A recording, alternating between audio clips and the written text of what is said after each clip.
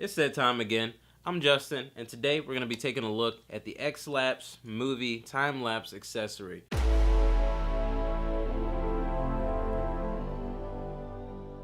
Now, what exactly is this, you might want to know. This is a smartphone accessory that you can sit your smartphone in. It actually also works for other cameras. You can sit your camera on top, and when you're taking a time-lapse, it will rotate your device for you, so your time-lapse isn't stationary. It's actually sweeping, it's rotating. It makes for a slightly more interesting video. It's a pretty cool thing to mess around with, honestly. It actually comes with a lot of extra add-ons because this is what's known as a egg timer time-lapse device, where basically it is just an egg timer. But this one was 20 bucks on Amazon, and it actually comes with a couple extra features that I think actually make it worth it. To start off, it does have a little bit of a smartphone holder at the top that will hold your phone in either landscape or portrait modes, which is pretty useful. It's got a little bit of extra space in there. That's kind of a negative. If you have a phone that doesn't have a case on it, if it's a really thin phone, then depending on the angle that you have this mounted at, your phone might move around a little bit, which is not ideal, especially if you're halfway through the time lapse and your phone shifts and your whole video is ruined, right? Now, I have iPhone 6s Plus right now with a case on it, and I've never had an issue with it moving around. So if you have a case on your phone, you shouldn't have anything to worry about. It's just for those of you who have bare phones, which if you have a phone with nothing on it, you deserve all the bad things that happen to you, to be honest, because you're living life on that edge here without a case. You gotta have a case. So, if you get rid of that, almost dropped that, underneath, you've actually got a quarter 20. So you can mount your GoPros, you can mount DSLRs, smaller DSLRs. The weight limit is 750 grams according to the website. I managed to fit a Nikon D3200 on top of here, and it would still actually work. So it's a pretty strong little device. And if we flip over here to the bottom, you got even more. You got another quarter 20 on the bottom, as well as feet that extend out for stabilization, which is actually pretty useful. I sat this down on the carpet earlier, and my phone was leaning off to the side a little bit, so I was having trouble keeping it stable. You put these feet out, all of a sudden this thing is 100% stable, which is what you want for a time-lapse. You want it to be as smooth as possible, especially when you're throwing in another little move there. It's also got, for those of you who are interested in being as accurate as possible, it's got little markers here for different times. You got 15 minutes, 30 minutes, 45 minutes, and 60 minutes. Those different intervals will actually change the amount of rotation. So, for example, 60 minutes is a full 360 degree rotation. 45 minutes is 270 degrees, 30 minutes is 180 degrees, and 15 minutes is 90 degrees.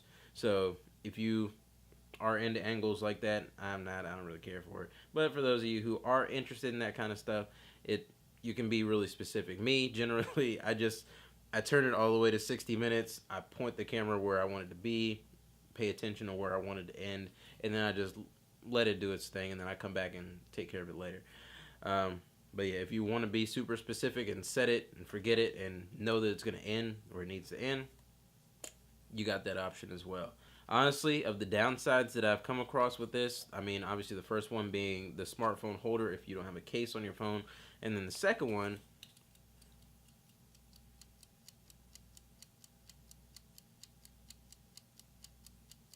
yeah. So, since you're doing a time lapse, it shouldn't be that much of a problem, but if you're trying to do a time lapse while also recording something else in real time, the ticking is a bit loud. It's a bit obnoxious. Earlier models of this, actually, when it reached the end, it also had, like, you know, the egg timer, like, loud bring, like super loud noise that when it reaches the end. The earlier models used to have that. The model I have doesn't do it. I don't know if that's a fluke or not, but I have seen other videos of this model. When it reaches the end, it has that really loud, like, bell that rings, and it's super loud and obnoxious, which if you're vlogging or something like that and you got your timer going off in the background, that could also be another negative. But like I said, this is 20 bucks for something like this that I would say is pretty rugged. I mean, I would be okay banging this around. I would keep this in my bag, and honestly, it was 20 bucks, so If it falls apart and you have to get another one, so what? Anybody that's done any research on these kinds of things, you know that a piece of kit like this that does what it does, you don't have as much control as some of the more expensive options, but there are far more expensive options. We're talking $200, $300, $400, $500 for something that does similar to this. If you enjoyed this video, feel free to like it. Also subscribe. I have a lot of different videos coming out, not just reviews. I'm also doing a couple of tests, posting some of my own personal work, a lot of industry related things, photo, video, anything to do with creation.